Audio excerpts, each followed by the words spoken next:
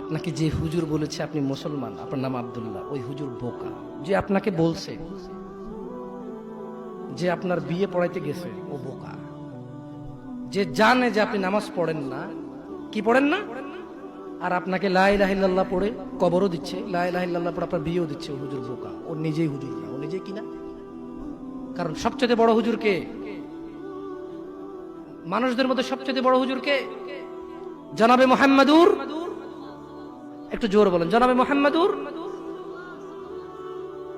তো উনি বলেছে মান তারাকা সালাহ, যে নামাজ ছাড়লো ফাকাদ কাফার, সে কুফরি করলো।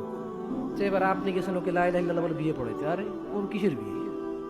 ও বলবে অং বং চং চং পং পং, যা পারে তা বলে বিয়ে পড়াবে। আমি খুব তুচ্ছ বলছি মনে না, না আপনাদেরকে শরম লাগে না? কি দুই নাম্বারই করবেন না প্লিজ। আপনি নামাজ পড়েন না আর আমি এটা বললে দোষ, আপনি না পড়লেও দোষ না, আর আমি বললেই দোষ। তো যে জিনিস বললেই এত দোষ, আপনি এই জিনিসটা করতেছেন না, কত দোষ চিন্তা করুন। বুঝতে পারছি?